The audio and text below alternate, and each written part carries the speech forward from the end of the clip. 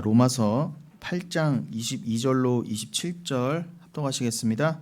피조물이 다 이제까지 함께 탄식하며 함께 고통을 겪고 있는 것을 우리가 아느니라. 그뿐 아니라 또한 우리 곧 성령의 처음 익은 열매를 받은 우리까지도 속으로 탄식하여 양자될 것 곧 우리 몸의 속량을 기다리느니라. 우리가 소망으로 구원을 얻었음에 보이는 소망이 아니니 보는 것을 누가 바라리요. 만일 우리가 보지 못하는 것을 바라면 참음으로 기다릴지니라. 이와 같이 성령도 우리의 연약함을 도우시나니 우리는 마땅히 기도할 바를 알지 못하나 오직 성령이 말할 수 없는 탄식으로 우리를 위하여 친히 간구하시느니라. 마음을 살피시는 이가 성령의 생각을 아시나니 이는 성령이 하나님의 뜻대로 성도를 위하여 간구하심이니라. 아멘. 네, 우리가 지난 시간에 이제 로마서 8장 16절로 17절을 보고 마쳤는데 오늘 본문은 이제 로마서 8장 22절로 27절입니다. 그런데 이 로마서 8장을 나누기 전에 우리가 또 지난 시간에 어떤 부분을 나눴었죠? 골로새서 1장을 중간에 나눴었는데 그 부분을 조금 더 확인하고 넘어가겠습니다. 여러분, 성경에서는 우리를 택했다고 증언하시면서 우리를 택하심이 누구 안에서 그것이 이루어졌다고 계속 강조하고 내내 증거하고 있습니까?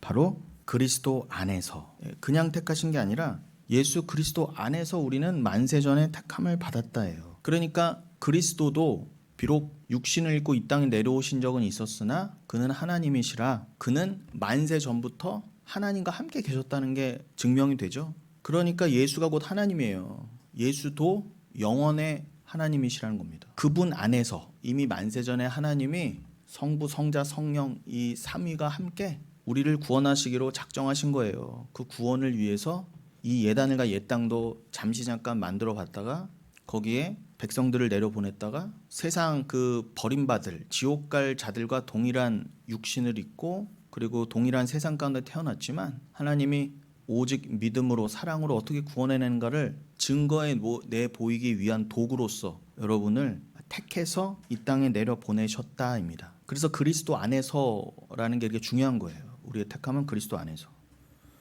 그것은 또 다른 표현을 하면 어떤 의미라고요? 하나님께서 우리를 성도로 택하셨다는 것은 철저히 그리스도 안에서 이루어졌다는 것인데 그것은 바로 은혜로운 선택, 하나님의 그 강권적인 선택이 그리스도에 속했다는 겁니다. 그러니까 그리스도로 말미암지 않고는 우리들의 구원과 택함은 있을 수 없다는 거예요. 그러니까 하나님의 계획은 그리스도 안에서 세워졌고 또 그 하나님의 계획은 그리스도 안에서 성취됐다는 것입니다. 여러분, 우리를 설명하는 게 구약의 이스라엘이잖아요. 우리는 참 이스라엘입니다. 우리는 영적 이스라엘이라고도 해요. 그게 실체예요. 그게 본체입니다. 그거를 프로토타입, 원형이라고도 해요. 그러니까 이 원형이 있으면 여러분 모형이 있잖아요. 아파트를 지려도 저희 집 앞에 뚝딱뚝딱 뭐 땅을 다 밀고 본체가 세워지기 전에 뭐예요? 모델하우스 먼저 짓잖아요. 짓더라고요. 그 엔티타입, 모형이 먼저 서야 돼요. 그러니까 모형의 역할은 뭐예요? 그냥 원형을 설명하는 거예요. 그럼 우리가 원형이란 말입니다, 여러분. 여러분이 참 이스라엘이에요. 저기 뭐 지금 중동 땅에서 팔레스타인과 전쟁하고 있는 애들이 원형이 아니라 여러분이 원형이라는 거예요. 예수 믿는 여러분이. 걔네들은 뭐라고요? 엔티타입이에요. 그러니 구약의 이스라엘, 그 이스라엘이라고 명명된 그 족속도 민족도 그냥 하나의 모형일 뿐이에요. 그래서 사도 바울이 로마서 내내 뭐라고요? 이스라엘이라고 다 이스라엘이 아니다. 유대인이라고 다 유대인이 아니다. 할례 받았다고 해도 유대인이 아니다. 그들이 다 천국 가는 거 아니다. 대부분 못 갔다. 그러나 너희들은 어떻게 가니? 너희들이 참 이스라엘인데 그 이스라엘은 할례 받아서 내 잘남으로 내 공로로 가는 게 아니라 그저 오직 은혜로 택하심을 받아 구원받은 너희들이 참 이스라엘이다. 여러분을 설명하기 위해서 하나님이 구약의 그 이스라엘을 들어서 사용해 보신 거예요. 그런 여러분 모형으로는 안 돼요. 여러분 참 이스라엘 되셔야 되는데 참 이스라엘 되려면 참 진리이신 예수가 우리 안에 있어야 돼요. 그게 새 언약이잖아요. 내가 너희 마음에 예수를 새겼다. 사도 바울의 갈라디아서 1장의 표현으로 하면은 너희를 통해 그리스도를 나타냈다 그래요. 너희 안에 계신 그리스도를 나타내기를 원하셨다 그래요. 그게 참 이스라엘의 증거란 말입니다. 근데 뭐 껍데기는 내가 이스라엘이다, 내가 뭐 몇 대째 기독교 집안이다, 내가 뭐 할례 받았다 하더라도 그걸 그 율법 지킴을 통해 나의 죄를 깨닫고 예수를 내 마음에 새기지 않고 그냥 행위로 나아가면 내가 어떤 잘남과 노력으로 내가 내 잘남으로 예수 믿고 구원받았다 하고 하는 그런 자들은 아무리 행위가 넘친다 하더라도 절대 천국을 갈 수 없다는 거예요. 여러분, 왜 그 잘난 이스라엘이 뭐 노벨상을 많이 받고 부자가 많고 그래서 하나님이 택하셨다고 그러나요? 그렇지 않아요. 하나님께서는 분명히 신명기 7장에서 말씀하셨어요. 이스라엘 왜 택했다고요? 너희가 수요가 적으니라. 다른 많은 숫자도 많고 강대국이 있는데 내가 걔네들을 일부러 다 버리고 어떻게 해요? 너희를 택했다 그래요. 너희가 그냥 다른 이유 없어요. 너희는 그냥 수요가 적기 때문에 보잘것 없기 때문에 택하셨다 그래요. 여러분, 이스라엘 잘나서 택함 받은 거 아니에요. 그래서 고린도전서 1장에 뭐라고 그래요? 구약 전체가 뭐라고요, 여러분? 이스라엘 택한 이유는 딱 하나다. 니들이 보잘것없어 택하셨다 그래요. 잘난 거 하나도 없다. 그래서 그것을 받아 신약 고린도전서 1장에서도 뭐라고 그래요? 하나님이 일부러 너희 중에 이 세상 사람들 중에 뭐 꼭 서울대 나오고 재벌집 이런 사람들이 천지빽깔인데 다 놔두고 어떻게 해요? 물론 예수 믿는다고 해서 다 가난하고 다 뭐 명예가 없진 않잖아요. 그런데 많지는 않다는 거, 기독교인 중에. 그러니까 그게 기준이 아니라는 거, 여러분. 기독교인이 꼭 명예가 높고 부자고 출신 집안이 좋아야, 강남에서 태어나야 그 기독교인이 되는 거고, 또 기독교인이 되면 꼭 그렇게 된다가 아니에요. 강남 살게 되고 꼭 대통령 된다가 아닙니다. 그런 사람이 혹 있지만 적다 그랬어요. 고린도서 1장에도. 오히려 누가 더 많다? 너희 중에 문벌 별로인 사람, 별로 그렇게 부자 아닌 사람들 중에, 그냥 서민 중에, 그냥 하층 중에 일부러 고르셨다 그래요. 그러니까 여러분, 기독교는요, 세상이 생각하는 가치관과 아무 관계가 없어요. 다시 강조드립니다. 아주 없다는 아니에요. 그러나 많지 않다는 거예요. 여러분, 그게 중요할 것 같았으면은 하나님이 서울대 나온 사람 중에서만 뽑아야죠. 아니면 여러분을 다 서울대 가게 만들던가, 다 재벌집 태어나게 하던가 했을 거예요. 그게 이렇게 중요한 거였다면, 예수 믿고 그게 이렇게 중요한 거였으면. 근데 여러분을 다 뭐 키도 그냥 180 안 되게, 저처럼 그냥 얼굴만 크게, 피부도 안 좋아. 왜요? 아무것도 아니라는 걸 보여주려고. 그래서 여러분을 택하신 거예요. 그런데 오늘날 교회가 뭐가 잘못됐다는 거예요? 내가 예수 믿고 이렇게 잘 됐다를 자랑하고 싶어 안달인 거죠. 그리고 막 속여요. 서로 가식 경쟁을 하고. 그렇게 되면 어떻게 되는 줄 아세요? 결국은 인간이 그래도 내가 좀 착하기 때문에, 내가 그래도 하나님께 이렇게 봉사하고 오랫동안 신앙생활을 했기 때문에 내가 뭔가 좀 있나 보다. 그래도 내 자식도 교회 다니고, 내가 그래도 이렇게 11조도 많이 내고, 그래도 내가 이렇게 장로 권사하고, 그래도 내가 나가면은 신호 지키고, 그래도 내가 세금 열심히 내고, 그래도 나 같은 사람이 어디 있어? 이웃도 없고, 심지어 지나가는 개 고양이한테도 잘해주고, 그렇게 나간다니까. 주님 뭐라고 그걸 다 무시하신다는 거예요. 그런 삶이 무가치하다는 게 아니라, 그런 삶은 세상 사람들도 잘 살아내요. 오히려 교회 다니는 사람보다 그 착한 삶은 불교, 이슬람 애들 더 잘한다니까. 그런 거 경쟁하는 게 기독교가 본질이 아니라는 그 뜻을 제가 말씀드리는 거예요. 그러니까 교회에서는 여러분, 그거 경쟁하는 자가 아닙니다. 이따가 제가 아리우스파의 아리우스를 언급하겠지만, 여러분, 아리우스는 그 니케아 공의회 그 기원 후 325년, 그러니까 지금은 거의 뭐 1700~1800년 전 사람이에요. 콘스탄티누스 대제 때의 인물입니다. 근데 이 아리우스라는 사람이, 아리우스 논쟁 잘 아시잖아요. 이 사람이 아주 유명한 사제이자 교부이자 설교가이자 성경 교육자였는데, 이 사람이 삼위일체를 부정했어요. 예수는 하나님의 아들이 아니다, 그냥 피조물이다. 어떻게 동등하냐. 여러분, 그는요 단박에 이단으로 정죄됐어요. 니케아 공의회.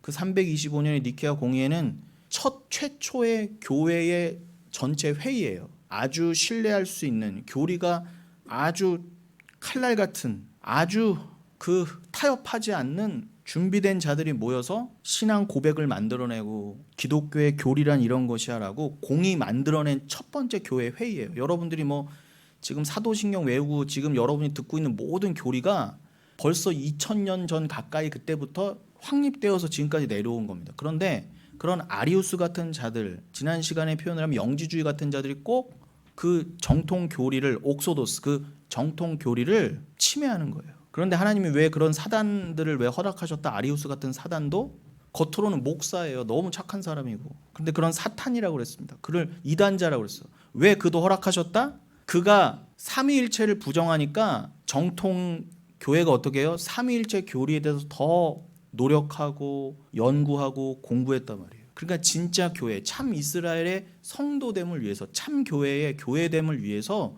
하나님의 가라지도 허락하시는 거예요. 그들의 공격을 통해 뭐예요? 너희가 더 삼위일체 교리가 견고해야지, 믿음에 서야지. 그래서 아타나시우스가 그 아리우스를 정죄합니다. 어떻게 네가 감히 삼위일체를 부정할 수가 있는가? 그런데 오늘날 얼마나 그게 무서운지 여호와 증인들이 대표적이잖아요. 그들은 아리우스를 선구자로 여겨요. 여호와 증인들은 절대로 삼위일체를 인정하지 않습니다. 그런데요, 엊그제 요즘 얼마나 더워요. 지금 지구 온도를 매일매일 갱신하고 있잖아요, 여러분. 지금 여러분 인류가 지금까지 경험해 보진 못한 지금 더위를 겪고 있다니까. 곧이에요, 여러분. 곧. 제가 보기엔 얼마 안 남았어. 그런데 이게 절대로 낮아지진 않을 거예요.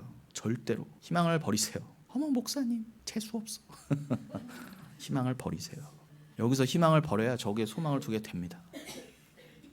그런데 여러분, 그 더운데 그 땡볕이 내리쪼이는 그 오후 시간에 여자 두 분이, 너무 착하게 생긴 여자 두 분이, 선하게 생긴 여자 두 분이 그 더운데 긴 치마를 입고 사거리에서 서서 파수꾼이 되어서 파수꾼을 나눠주고 있더라고요. 여호와 증인들. 여러분, 하시려면 최소한 그 정도는 하세요. 내가 전도 좀 하겠다, 내가 봉사 좀 하겠다. 그럼 그렇게 해보시고 오시던가. 그렇게 안 하잖아요, 여러분들. 근데 여러분, 뭐가 잘나서 하나님 구원하셨다는 거예요? 여호와 증인들은요, 이렇게 행위로 나아간다니까요. 그러면서 삼위일체를 부정해요. 그들은 그렇게 하고도 지옥 간단 말입니다. 예수를 모르면. 그러면 행위의 문제가 아니에요, 이거는요. 얼마나 무섭습니까? 그런데 그들은 아리우스를 선구자로 여겨요. 선생으로 여긴단 말이에요, 지금까지도. 근데 여호와 증인만 그래요? 겉으로 교회라는 것들 중에 삼위일체를 인정도 안 하고 그냥 말로는 삼위일체 할 수 있어요. 그러나 제대로 삼위일체도 모르고 가르치지도 못하고 그걸 제대로 믿지도 못하고 그냥 관념으로만 입으로 떠드는 데가 대부분입니다. 그럼 그들이 아리우스파랑 다른 게 뭐가 있어요? 지금 제가 봤을 때 하나님 이렇게 하신 거지만 좁은 눈으로 간 정통교회 몇 없어요. 나머지는 뭐예요? 다 아리우스파 소속입니다. 크게 보면. 그런데 여러분, 그 아리우스가 기록에 따르면요, 굉장히 잘생겼대요. 키도 크고요. 모든 여인들이 어머 저 꽃미남 이랬대요. 말은 또 얼마나 잘했게요. 그냥 설교 한번 하면 다들 오빠 하는 것좀 다 뚝뚝 넘어졌대. 기록에 의하면. 네.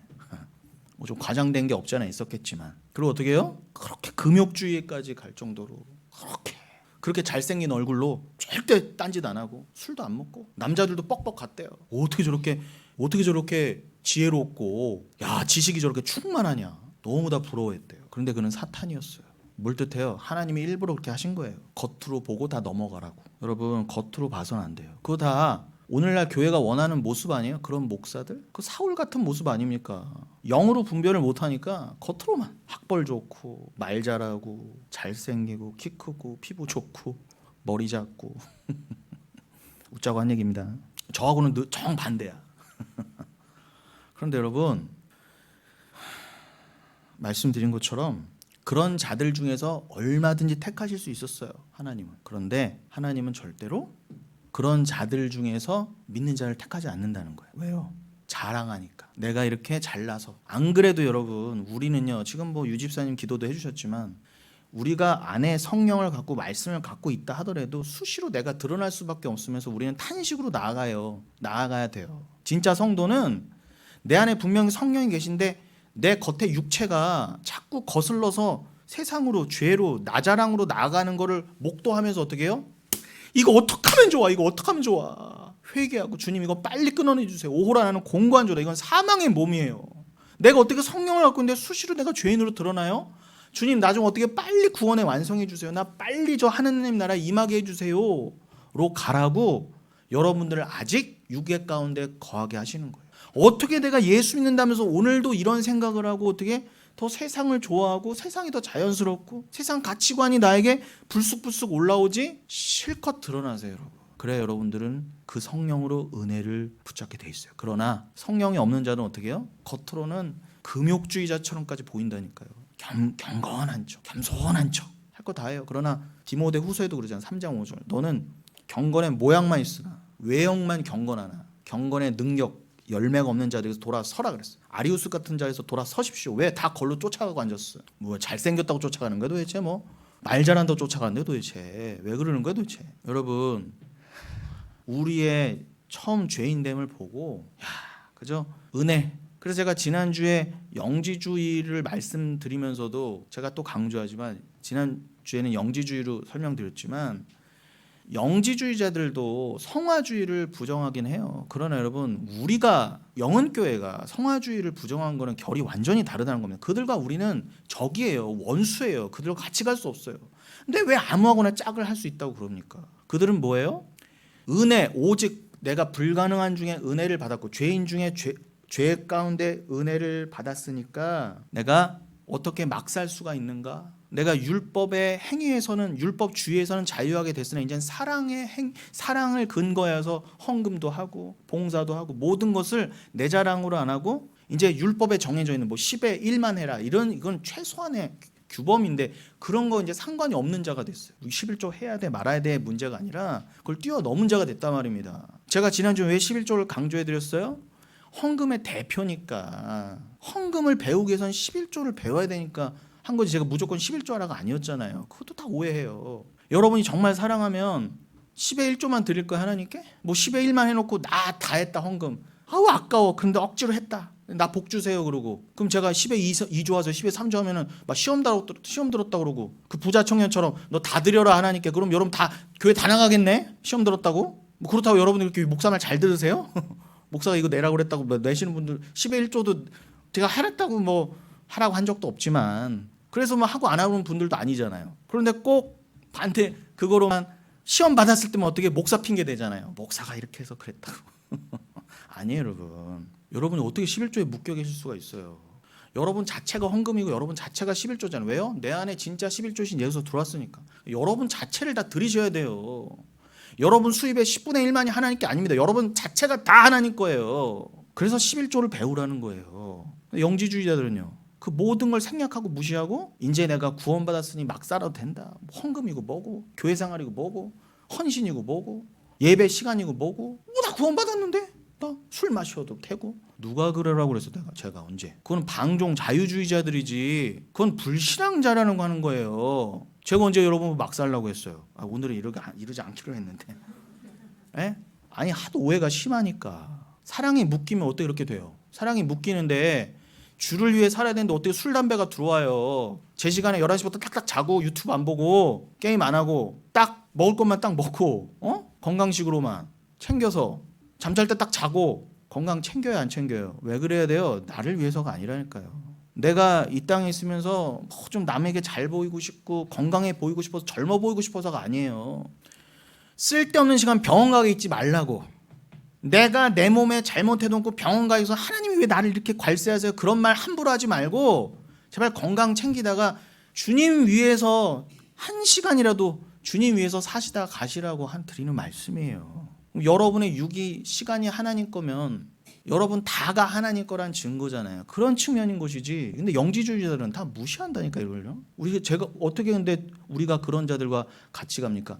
우리는 오직 은혜라고 하는 그 분명한 그리스도 안에서 우리가 그렇게 죄인된 자들 가운데 아무것도 아니었던 오직 은혜로 그냥 택함 받은 자로서 내 옛사람이 보이고 뭐가 회개이고 회개해야 될 대상이 뭐고 내용이 뭔지를 정확히 알고 저기가 깨달아지고 보여졌으므로 이 세상이 악하구나, 이 세상은 버려질 거구나, 이 세상은 심판 가운데 이미 있구나를 알아. 이 세상에 소망을 두지 않고 이 세상에 소망을 두지 않지만 어떻게 역설적으로 제가 늘 강조드린 것처럼 이 세상을 위해 살지 않지만 누구보다도 건강하고 이 세상을 위해 살지 않지만 누구보다도 경건하고 이 세상을 위해 살지 않지만 누구보다 착실하고 성실하게 사시란 말이에요. 고린도 교회 그 거지 깽깽이들처럼 그 말도 안 되는 이단자들처럼 다 침투에 들어왔다고 하잖아요. 고린도 교회 뭐라고요? 내가 구원받았는데 이제는 나는 보니까 롤롤롤롤 방언도 안 해. 천사의 음성인가?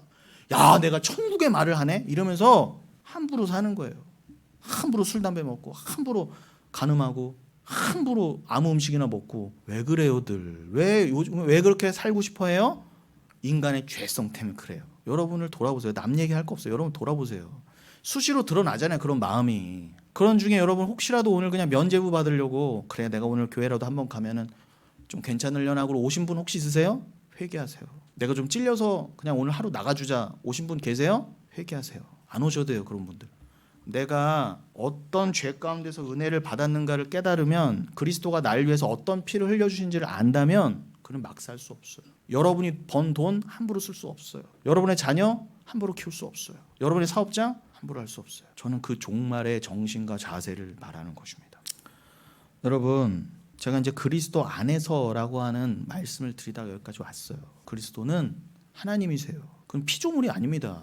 요거를 부정한 게 아리우스라는 얘기를 하려다가 여기까지 왔어요. 맥락은 다 통하죠. 그러니 오직 하나님은 하나님이신 그리스도를 통해 하나님의 계획을 성취시켜 오셨고 앞으로도 완성해 가실 거예요. 그 그리스도의 선제성을 드러내는 표현이 선제성을 정확히 알 수 있는 말씀이 뭐라고요? 골로새서 1장 15절 이하라고 그랬죠. 그래서 지금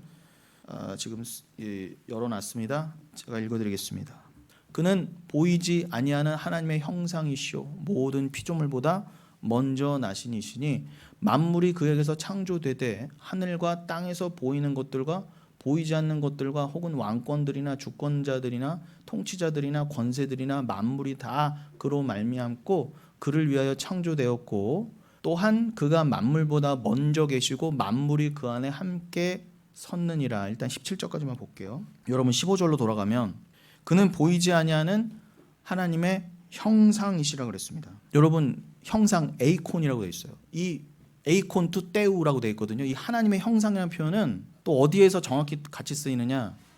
고린도 후서 4장 4절에도 써 있어요. 열어주세요. 고린도 후서 4장 4절. 그 중에 이 세상의 신이 믿지 않은 자들의 마음을 혼미하게 하여 그리스도의 영광의 복음의 광채가 비치지 못하게 함이니 그리스도는 하나님의 형상이니라. 여기서도 하나님의 형상이 나오죠. 여러분 이 하나님의 형상이라는 것은 제가 지난주에도 잠깐 말씀드렸지만 단순히 물질적이거나 신체적인 의미를 말하는 게 아니에요. 하나님은 영이신데 뭐 서로 뭘 닮긴 어떻게 닮아요. 코가 닮았네, 눈이 닮았네, 야, 똑 닮았네 이런 의미가 아닙니다. 하나님의 형상이시라는 건 뭐예요? 예수 그리스도가 하나님을 그대로 담아냈다는 거예요. 어떤 의미에서? 하나님의 본질, 본성. 그러니까 하나님이 어떤 분이시라는 거 우리는 도저히 알 수가 없는 존재였단 말이에요. 그래서 우리는 죄인이라 그러는 거예요. 하나님은 알 수 없는 존재. 알고 싶어도 알 수도 없고 알려고 하지도 않는 자, 그를 죄인이라 그래요. 그러니까 하나님을 모르니까 날 위해 살잖아요. 그래서 세상은 의인이 없나니 하나도 없다. 다 죄인이다. 죄의 삭은 사망이라. 다 죽을 수밖에 없는 것이 죄인이란 증거예요. 그래서 우린 죽는 거예요. 죄인이란 증거죠. 그러니 여러분 이 죽을 수밖에 없는 우리가 어떻게 그 둘째 사망인 지옥으로 떨어지지 않고 어떻게 영원한 생명을 얻게 되었는가? 여러분 너무 가슴이 두근두근하지 않습니까? 그것만 생각해도 그 감격과 감사와 온전한 그 은혜에 대한 감사를 위해서는 여러분들이 얼마나 죄인인가가 철저하게 오늘도 깨달아지고 보여야 돼요. 그래야 하나님의 은혜가 조금 감사가 그래도 좀 되고 내가 내 안에 성령께 복종해야 되겠다라는 마음이 조금이라도 들어옵니다. 그 하나님의 그리스도가 하나님의 형상이라는 것은 지금 우리가 고린도후서 4장 4절에도 봤지만 지금 고린도후서 4장 4절 봤지만 4장 6절 같은 경우에는 예수 그리스도의 얼굴에 광채가 있다 그래요. 근데 그 광채가 바로 하나님을 아는 빛이라 그래요. 그러니까 우리는 하나님을 알기 위해서는 빛이 비춰져야 되는데 그 하나님을 알기 위한 빛이 비춰지는 그 빛은 예수의 얼굴에 있다는 거예요. 그러니까 우리가 예수를 모르고는 하나님을 알 수가 없어요. 절대로. 그래서 4장 4절에서 뭐라고 했다고요? 그리스도의 영광의 복음의 광채가 있는데 그것이 바로 그리스도는 하나님의 형상이라는 증거라는 거예요. 그런데 믿지 않는 자들에게는 이 복음의 광채가 비치지 않는다는 거예요. 그걸 누가 그렇게 했다? 세상의 신, 귀신이 그렇게 했다는 거예요. 그런데 여러분 그 귀신도 뭐라고요? 하나님이 복종케 하셔서 쓰는 도구라 말씀드렸잖아요. 그러니까 하나님이 사단을 들어 어떻게 해요? 저 사람은 내가 만세전에 택한 자가 아니야. 저 사람은 절대 복음의 광채가 예수 그리스도의 얼굴에 있는 하나님을 아는 빛이 비춰져서는 안 돼. 그리고 막어라 할 때는 하나님이 사단을 이용해서 귀신을 이용해서 어떻게 해요? 그 빛을 차단하신다는 거예요. 그도 그럴 게 뭐 딴 데 볼 것도 없어요. 고린도후서 4장 3절을 보면 이렇게 돼 있습니다. 제가 자막은 안 넘겼는데 고린도후서 4장 3절 조금 전에 읽어드린 고린도후서 4장 4절 바로 앞절이에요. 만일 우리의 복음이 가리었으면 망하는 자들에게 가리워진 것이라. 그러죠? 그러니까 여러분, 복음이 누구한테 전해지지 않았어요. 복음의 빛이 누구한테 비춰지지 않았어. 그건 왜 그런 거다? 그는 망하게 하실 자로 이미 정하신 자라는 거예요. 하나님이 지옥 보내실 자에게는 절대로 그리스도의 복음의 광채가 비치지 않게 만들으셨다는 거예요. 누굴 통해? 귀신을 통해. 제발 여기까지 가십시오. 그러니까 우리는 인간이니까 모르니까 저 사람이 복음을 알게 해주세요. 저 사람이 하나님의 예수 그리스도의 복음의 광채로 인해서 하나님을 알게 해주세요라고 기도할 수 있죠. 그러나 아무리 우리가 기도해도 주님이 막으신 자는 안 된다는 거예요. 그러니까 여러분 열심히 기도하십시오. 제발 딴 거 기도하지 마시고 저 영혼에게 제발 저 자가 하나님이 정하신 만세전에 정하신 자가 맞아서 복음의 광채가 비춰지게 하소서. 그런 하나님이 원래 그 빛을 막기로 하신 자는 절대 안 열린다. 그렇게 하셔야 뭐가 성립이 돼요? 우리의 공로가 아니잖아요. 우리가 열심히 기도해서 저 사람이 하나님이 원래 이제 지옥 보낼래 했는데 우리가 열심히 기도한 덕분에 저 사람이 천국 가게 된다면 누구 덕분이에요? 우리 덕분이잖아요. 하나님 덕분이 아니라. 인간의 공로란 말입니다. 그래서 하나님이 지옥 보내고 작정한 자는 아무리 중보기도를 하고 복음을 전해도 안 들리게 돼 있어요. 그러나 정하신 자는 뭐예요? 생각지도 못했는데, 전도할 생각도 안 했는데, 중보기도 한 번도 안 했는데 덜커덕하고 귀가 열려서 오더라는 거예요. 저는 개척하면서 더 그걸 여실히 깨닫게 됐어요. 그건 우리의 공로가 아닙니다. 우리가 기도해서 하나님이 계획을 바꾸시는 그런 것 따위는 없어요. 제발 정신 차리세요. 내가 기도하니까 하나님이 보좌가 흔들려서 하나님 어떻게 하셔도 그런 거 없어요. 그거 다 이단입니다. 그렇게 가르치는 것들. 그럼 반대로 여러분, 누가 천국을 못 가면 그 여러분 탓이면 여러분 그거 책임지실 거예요? 책임도 안 질 거면서. 그리고 천국 갔다 쳐요. 내가. 근데 가서 맨날 후회하실 거예요? 아이고 내가 그때 기도 안 해서 저 사람이 지옥 갔네.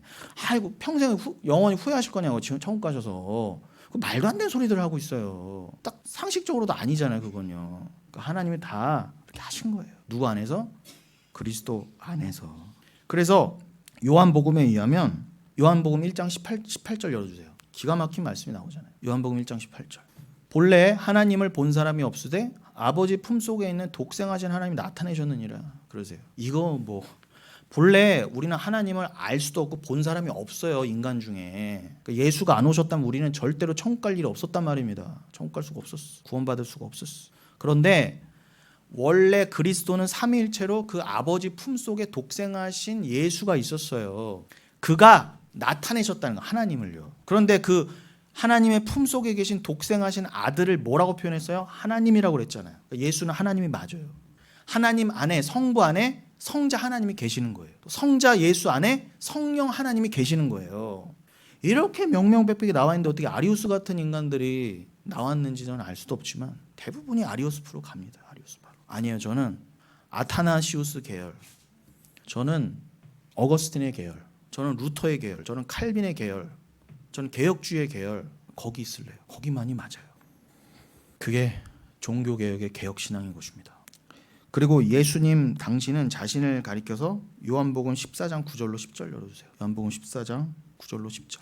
예수께서 이르시되 빌립아 내가 이렇게 오래 너희와 함께 있으되 네가 나를 알지 못하느냐. 교회 평생 다니면 뭐합니까? 네가 나를 보고도 하나님을 보여달라 하느냐. 어찌 나를 본 자는 이미 아버지를 본 것이거늘 어찌하여 아버지를 또 보이라 하느냐. 10절. 내가 아버지 안에 거하고 아버지는 내 안에 계신 것을 네가 믿지 아니하느냐. 그러니까 여러분 믿음은 뭐예요? 아버지와 예수가 하나신 그냥 하나님이다. 삼위일체를 못 믿는 게 믿음이 없음이에요. 내가 믿습니다. 뭘 이뤄내는 게 믿음이 아니라 아버지 안에 아들이 계시다는 걸 그게 안 믿어지는 게 믿음이 없는 거예요. 내가 너에게 이르는 말은 스스로 하는 것이 아니라 예수님조차도 뭐예요? 지금 내가 하는 게 진리인데 이 진리도 내가 스스로 하려고 하는 게 아니라 아버지께서 내 안에 계셔서 그 아버지가 하시는 말씀이야. 그의 일 나타내라서 난 십자가에 달리는 거야. 그렇게 순종하셨거늘 여러분 안에 하나님이 계시고 성령이 계시고 예수가 계시는데 어떻게 막 살아요? 근데 막 사라지잖아 가끔. 그럴 때 정말 눈물로 회개하시고 단순히 여러분의 행동 뭐 좀 잘못했다 뭐 좀 윤리 도덕적으로 악한 짓을 했다 그래서 그냥 탄식하라는 정도가 아니라 그건 당연한 거예요. 그건 세상 사람도 안 하려고 그러잖아. 진짜 탄식할 건 뭐라고요? 어떻게 내가 성령을 받은 자로서 아직도 순종이 안 되는가? 어떻게 아직도 자기 부인으로 과감히 나가지 못하는가? 어떻게 아직도 내가 세상을 함께 보면서 양다리를 걸치고 있고 세상의 눈치를 보고 있는가? 내가 왜 아직도 타협하려고 하고 있는가? 스스로 자기 합리화를 해가고 있는가? 그걸 안타까워하시란 말이에요. 여러분 도대체 지금 뭘 갖고 안타까워하십니까? 저는요 이거 가지고 안타까워 안 하는 사람은 인간 취급을 안 하는 거예요. 제가요. 그가 뭐 나이가 많고 그가 뭐 재벌이고 대통령 상관없어요.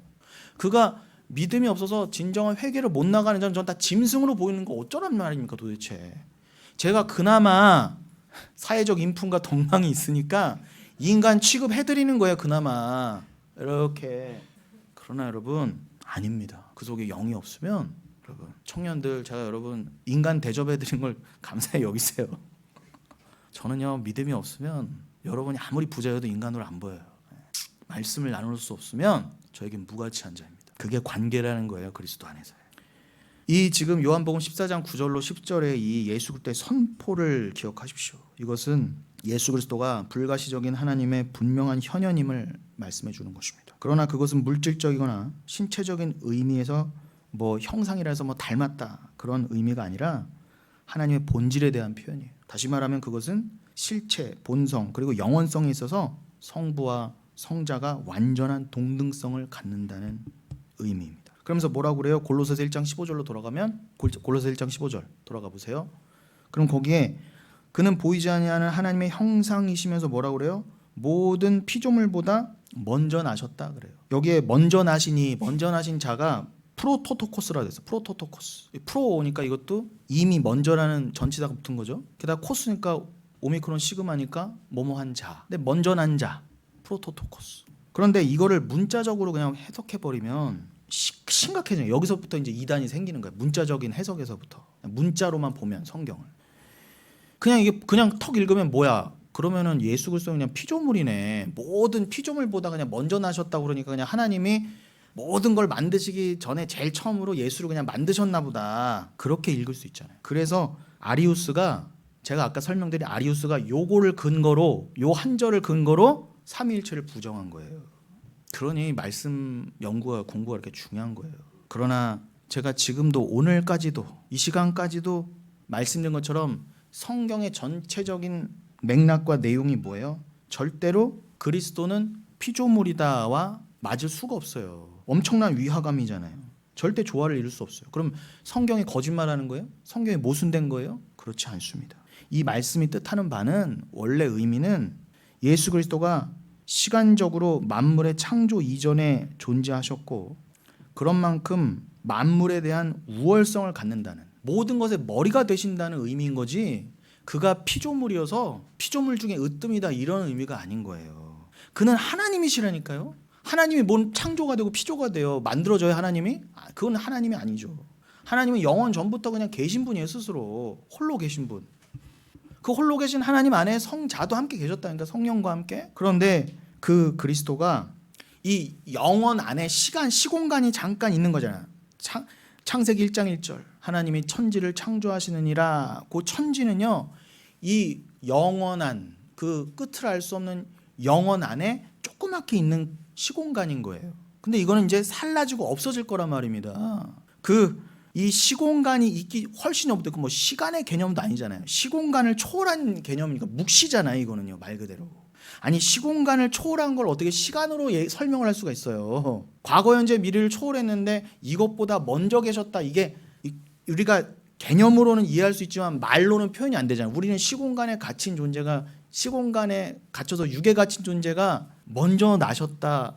창세보다 먼저라고 그냥 먼저라고 표현해 본 것뿐이지. 왜냐면 그거 말고는 표현할 길이 없잖아요. 예수가 영원 전부터 계셨다는 거를. 근데 영원 전, 먼저 이것도 다 시공간의 개념 아닙니까 원래. 그러니까 우리는 안 돼요. 말로조차도 그 가장 인간이 만들어낼 수 있는 뛰어난 언어로도 하나님을 못 담아낸단 말입니다.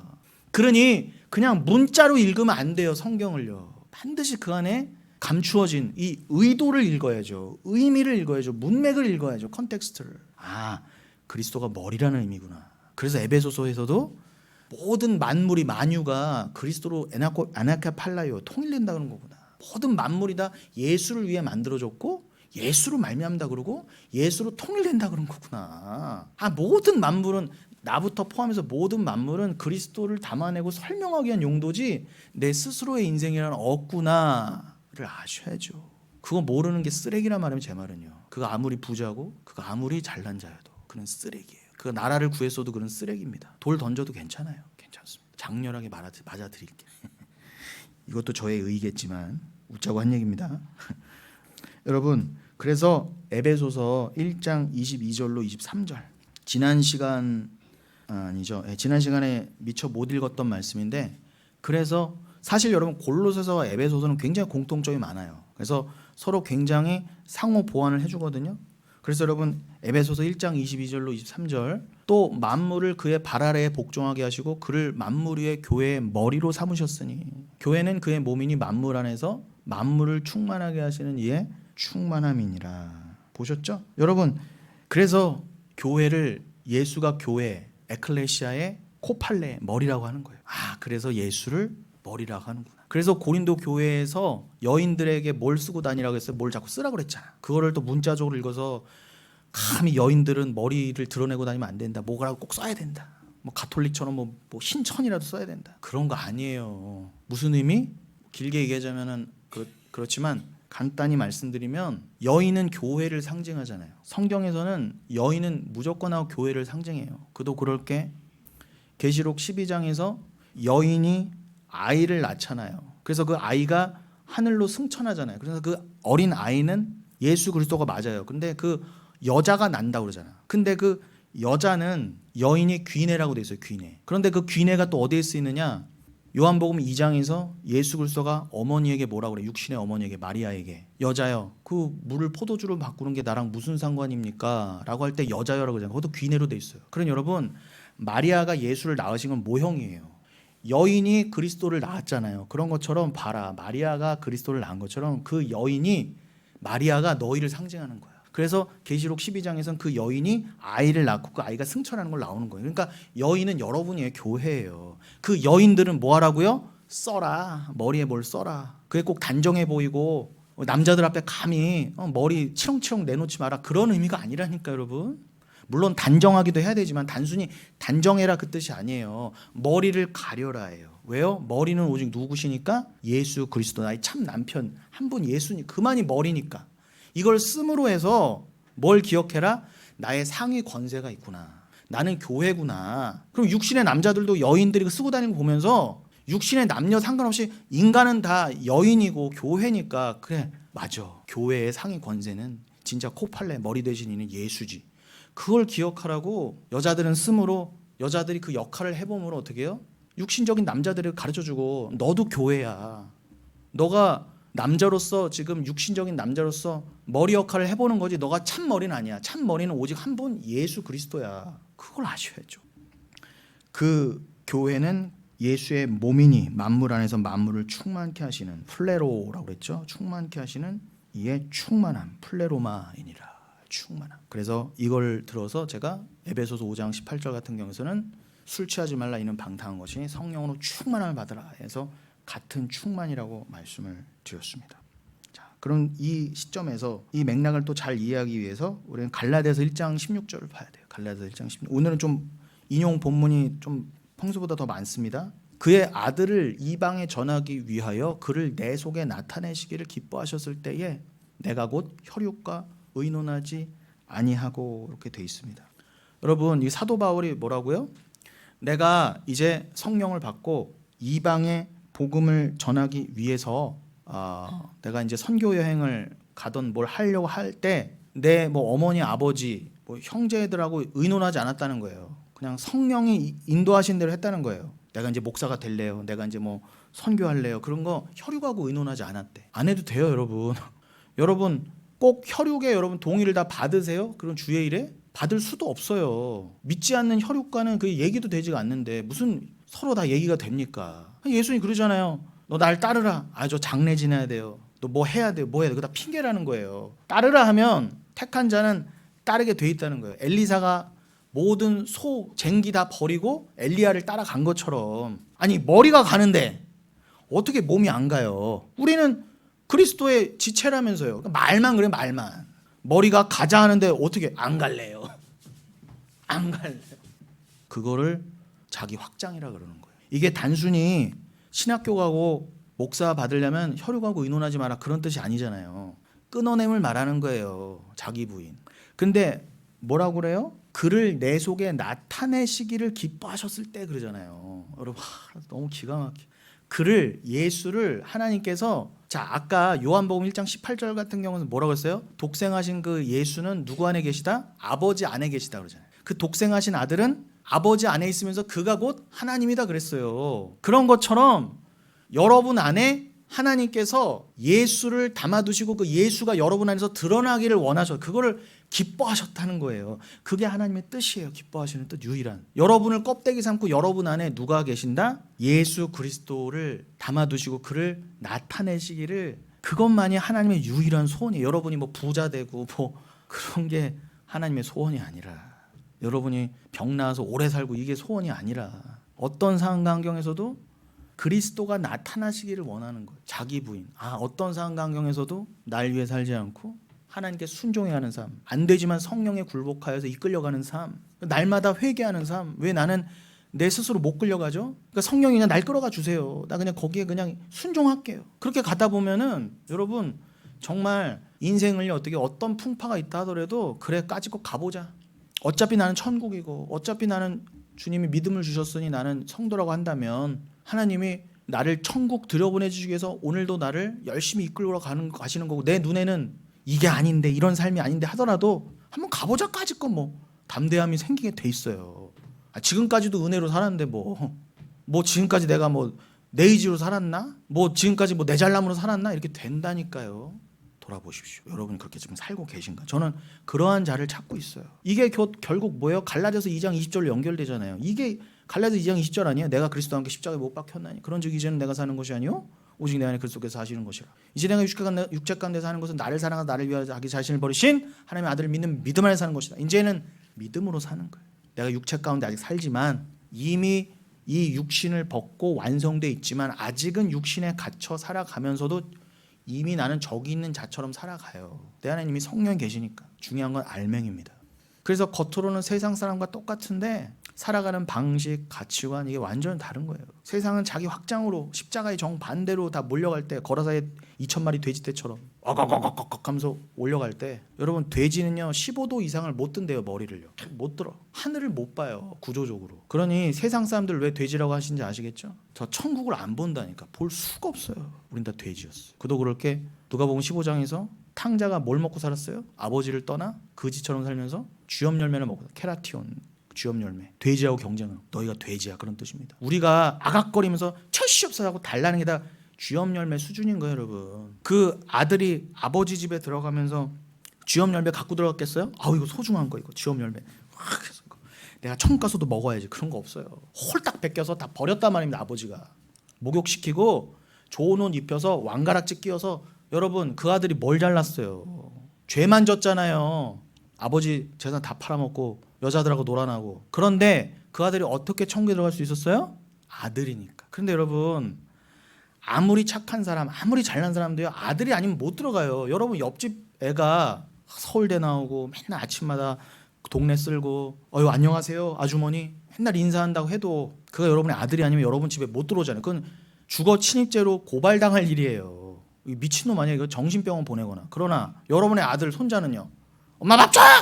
문 열고 들어와서 뭘 잘했다고 하루 종일 놀다 왔으면서 인상 팍 쓰고 들어와서 밥이나 먹고 들어오든지 그럼 이거 먹으라 하면 아니야 라면 끓여줘. 이거 먹으라는 게 좀 라면 끓여줘!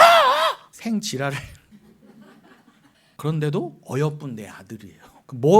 무슨 자신감으로 발을 뻥 차고 물론 천국을 발로 뻥 차고 들어갈 건 아니지만 그 들어간 자가 주님 하면서 들어가지 그렇게는 안 들어가지만 의미를 생각해 보세요. 우리가 뭐 잘났어요? 천국에 들어갈 만한 아무런 자격이 없는데 도대체 이걸 아는데 어떻게 서로 자랑을 해요? 뭐 쥐염 열매를 서로 자랑할 거예요? 뭐 서로 더 거지 됐던 걸 자랑하는 것도 아니야.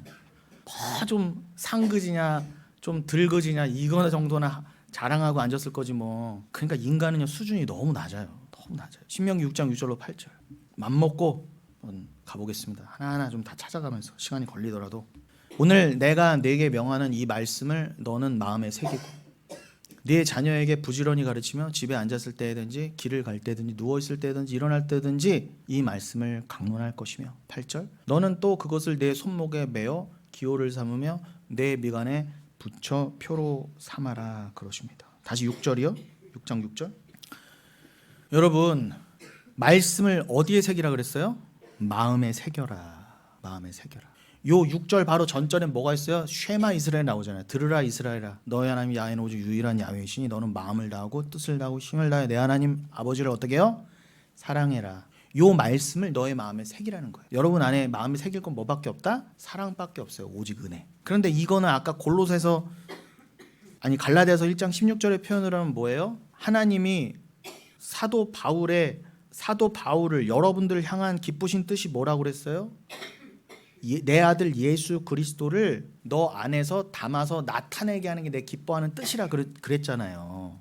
그 말씀과 비교해 보면은 이 마음의 색이라는 게 말씀을 새기라는 거면 그 말씀이 뭐라는 거예요? 예수 그리스도라는 거잖아요. 맞죠? 하나님이 여러분 안에서 예수 그리스도가 드러나길 원하셔서 여러분에 새겨주셨다면서요. 그리스도를.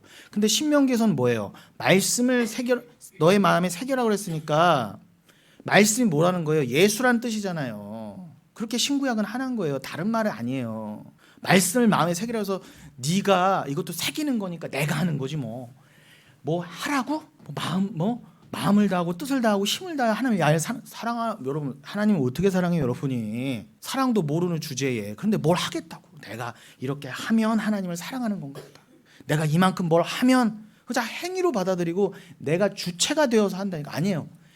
선악과도 내가 주체가 되어서 따먹은 거잖아요. 그런 것처럼 이거는 주체성을 내려놓으면은 내가 새기는 게 아니란 말입니다. 천국도 침노하는 게 아니라 당하는 거라고 그랬잖아요. 그런 것처럼 말씀은 내가 새기는 게 아니라 새겨지는 거예요. 딴소리 하시면 안 돼요. 뒤로도 딴소리 들리면 안 돼요. 제가 이렇게까지 핏대를 세웠는데 네 자녀에게 이거를 부지런히 가르치면 그러니까 뭘 가르치라는 거예요? 너 안에 예수가 있어야지. 그 예수는 하나님이 널 사랑하셔서 만세전에 택하셔서 그냥 너의 마음 안에 새겨주시는 거야 그러는 거예요. 이거를 사도 바울은 뭘로도 표현했어요? 갈라디아서 6장에서는 스티그마라고도 표현했어요. 스티그마. 여러분 그 스티그마는 흔적이라고 번역되어 있는데 그건 원래 여러분 스키조라고 그래서 벌겋게 달군 쇠 있잖아요. 그걸로 인두를 지지잖아요. 이렇게 물론 고문용으로도 있었죠. 조선시대에 어서 진실을 아뢰려 따이고사 주리를 틀면서 하는 그거처럼 근데 뭐예요? 동물들한테 인두를 팍 지졌단 말이에요. 왜요? 이 가축은 내 거다. 그런 것처럼 여러분 안에 인두가 새겨졌단 말이에요. 그게 뭐라고요? 하나님의 인치심 성령을 받음이라고 그러잖아요.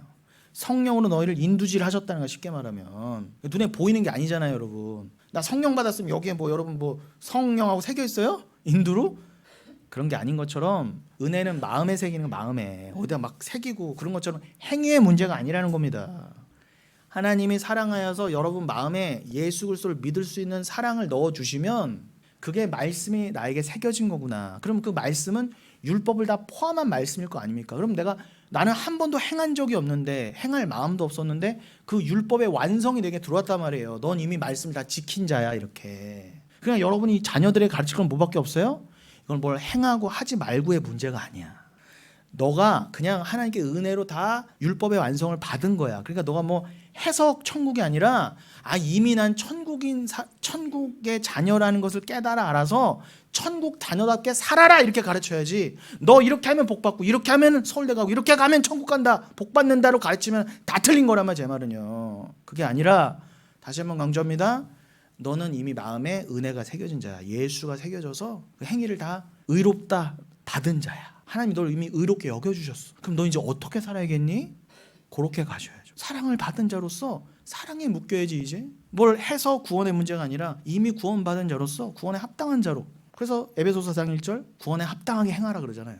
악시오스 구원에 합당하게. 여러분이 구원에 합당한 자로서 어떻게 살아야 된다고요? 그건 제가 오늘 설교 내내 처음부터 말씀드렸어요. 이 땅에 살지만 이 땅에 살지 않는 자처럼 세상과 믿음을 가지고 타협하지 않는 자. 눈물 가운데라도 기쁨으로 자기 부인의 삶을 사는 자, 나만을 위해 살지 않는 자, 내 욕심을 위해 살지 않는 자, 그거를 부지런히 가르치라는 거야. 집에 있을 때든 어디서든요. 그러면서 8절에 뭐라고 그랬다고요? 너는 그것을 내 손목에 메어 기호를 삼고 내 미간에 붙여 표로 삼아라. 그랬더니 이게 뭔 의미예요? 손목에 매라는 건, 말씀을 매라는 거는 꼭 여기다가 뭘 성경책을 여러분 두르고 다니실 거예요? 너의 행위의 기준, 그리고 이마에 붙이라는 건 뭐예요? 너의 생각의 중심이라는 거잖아요. 그게 돼야 된다, 말씀이. 그런데 그 잘난 유대인들이, 노벨상 많이 받은 유대인들이 지금 어떻게 하고 다닌다? 여러분 좀 국제 뉴스로 보세요. 지금 네타냐후 총리 밑에서 시위하는 그 빵떡 모자 쓴 키파 쓴 유대인들이 어떻게 여기다가 토라 오른손에 모세오경 들고 롤롤롤롤 기도하면서 어떻게 하고 있어요? 여기다가 뭐 입다만한 거 붙이고 경문 붙이고 여기다가 이만한 거 붙이고 막 두르고 막 이러고 있잖아요. 여러분 이걸 문자적으로 읽어서 그렇게 할 거예요? 그러니 얼마나 유치한 게 유대인들이. 그런데 그런 유대인이 뭐 그렇게 좋다고. 유대인 탈무드 공부법 아주 미쳤어요. 사대주의 아주 다 틀렸습니다. 여러분 좀 말씀을 마무리해 가 보겠습니다. 우리가 이 말씀을 지금 골로새서 1장 15절 이하를 보다가 여기까지 왔죠. 그러니 우리는 다시 골로새서 1장 15절로 돌아가고 나서 이제 말씀을 마치고 또 오늘 본문인 로마서 8장은 다음 시간에 이어서 하겠습니다. 시간상은 좀 어렵기 때문에. 그러니까 오늘 본문인 로마서 8장을 이해하기 위한 빌드업이라고 생각하시면 돼요. 자, 골로새서 1장 15절 다시 읽어보겠습니다. 그는 보이지 아니하는 하나님의 형상이시오 모든 피조물보다 먼저 나신 이시니, 이제 여기는 해결이 됐습니다. 16절에 뭐라 그래요? 만물이 그에게서 창조되되 하늘과 땅에서 보이는 것들과 보이지 않는 것들과 혹은 왕권들이나 주권들이나 통치자들이나 권세들이나 만물이 다 그로 말미암고 그를 위하여 창조되었고, 그렇죠? 예수를 위해 창조된 거 이 모든 건요. 이 세상이 주인공이 아니에요, 여러분. 여러분이 주인공이 아니에요. 제발 내려오세요, 그 자리에서. 정말 너무 민망하지도 않으세요? 주인은 따로 있는데 그거 아니에요? 막 어디 주인 있는 집에 들어가서 내가 주인인 행세하는 거랑 똑같은 거잖아요. 얼마나 민망해요. 그 감옥 갈 일이에요. 근데 그 감옥이 뭐다? 결국 진짜 감옥? 지옥이란 말입니다. 여러분이 주인공이 아니에요. 제발. 여러분을 위한 인생, 여러분을 위한 하나님, 여러분을 위한 기도, 여러분을 위한 교회, 여러분을 위한 신앙생활이 아니에요. 근데 왜 다 착각하고 있어요? 로마서 9장 토기장이가 내가 만들어서 나는 너를 이렇게 쓰고 너는 이렇게 써다가 때가 되면 넌 천국 보내고 지옥 보낸다는데, 누가 감히 피조된 주제에 창조주께 토기장이에게 뭐라 할 수 있느냐? 근데 왜 다 뭐라고 앉았어? 여러분이 뭘 만들었어요. 나는 이거를 펜으로 쓰려고 만들었어. 근데 펜이 막 자기 주장해, 막 머리띠 들고 막 시위해. 나는 펜이 아니에요. 난 펜으로 살기 싫어요. 버려야지 이거 뭐. 근데 인간만이 그렇게 산다는 거예요. 인간만이 다 하나님한테 시위하고 반기를 들더라. 근데 반기를 든 정도가 아니라 뭐라고요? 그 창으로 예수를 찔러 죽이더라. 그 죄를 어떻게 사함 받으실까요, 여러분? 도대체. 그러니까 믿음이 안 들어오면 내가 왜 하나님을 섬겨야 되고, 내가 왜 피조물이고, 내가 왜 주인공이 아니고, 이거부터가 안 믿어지는데 무슨 얘기를 해요? 무슨 복음을 전합니까? 그런 사람에게. 그러니 여러분 17절. 또한 그가 만물보다 먼저 계시고 만물이 그와 함께 계셨느니라. 그는 몸인 교회의 머리시라. 아까 에베소서 1장 22절하고도 똑같죠? 그는 몸인 교회의 머리시라. 코팔레. 그가 근본이시오 죽은 자들 가운데 먼저 나신 이시니 이는 친히 만물의 으뜸이 되려 하심이요. 심지어 죽은 자들 가운데서 가장 먼저 부활하셨대요. 왜요? 그가 으뜸이시라는 것을, 진짜 머리 되심을 증거하시기 위해. 여러분 여기서 근본이라고 되어 있죠. 근본. 이 근본이란 표현이 어디서 쓰였을까요? 동일한 표현이 요한복음 1장 1절에 쓰였어요. 요한복음 1장 1절을 읽고 마치겠습니다. 요한복음 1장 1절. 태초에 말씀이 계시니라. 이 말씀이 하나님과 함께 계셨으니 그 말씀은 곧 하나님이시라. 여러분 이 말씀처럼 하나님은 근본이십니다. 이 근본이 여러분 아르케라고 되어 있어요. 아르케가 요한복음 1장 1절에도 쓰였다는 거. 어디 쓰였다? 제가 지금 읽어드렸지만 태초에라고 그랬죠. 태초에 말씀이 계시니라. 여기서 태초에가 엔 아르케예요. 그러니까 하나님은, 예수 그리스도는 하나님이셔서 어떻게 해요? 태초 전부터 아르케가 되셔서 그냥 근본이시니까 그는 아르케, 그 태초 전에 속한 분이라는 거예요. 그는 근본에 속한 분이라는, 그는 절대 피조물이 아니고 그는 절대로 시공간에서 나타나신, 그제서야 시공간에 나타나신 분이 아니라는 거예요. 없다가 갑작스럽게 시공간에 나타나신 분이 예수님이 아니라 그는 엔아르케, 이미 근본 때부터. 이걸 뭐 더 어떻게 표현해야 돼요? 근본이란 표현 외에 뭐 다른 게 있을까요? 이미 만세 전부터 계셨던 분이다. 그래서 요한복음 1장 1절에도 태초에 말씀이 계시니라고 표현해 본 거예요. 이게 바로 창세기 1장 1절하고 똑같잖아요. 하나님이 태초에 천지를 창조하시냐. 그 베레시트가 헬라어로는 요한복음 1장 1절에 엔아르케인 거예요. 그 천지의 주제이시고 만물의 근본이시고 머리가 되시는 모든 것의 으뜸이 되시는 그리스도로 여러분은 머리를 삼았습니다. 여러분이 그를 머리 삼은 자로서 늘 자기 부인의 길을 눈물 가운데로 기뻐하며, 내 육은 슬퍼해도 내 안에 영은 기뻐하신다는 거. 그래서 그 영과 함께 기뻐하시며 오늘을 견디시고 펄펄 끓는 지구, 이제 곧 망할 지구를 상징하고 있습니다. 세상 사람들은 눈물과 걱정과 어두움과 두려움 가운데 있을 때 여러분들은 함께 고난 가운데에도 마음에는 기쁨과 소망이 샘솟아서 더더욱 돼지처럼 땅에 코를 처박지 마시고, 그 돼지는 진주를 건너줘도 몰라요. 버립니다. 뒷발로 차고. 그러나 여러분은 돼지가 아니기 때문에 진주보다도 귀한 말씀을 받아 그것으로 기뻐하며 눈을 들어 하늘을 보고, 오늘도 그 하늘 보좌에 이미 있는 그 나를 보면서 기뻐하시는, 그리스도와 연합되어서 그리스도와 함께 내가 그리스도가 되어 하나님과 하나님의 품 안에 있는 여러분들의 기뻐하시는 저 여러분 되시기를 예수님의 이름으로 축원드리겠습니다.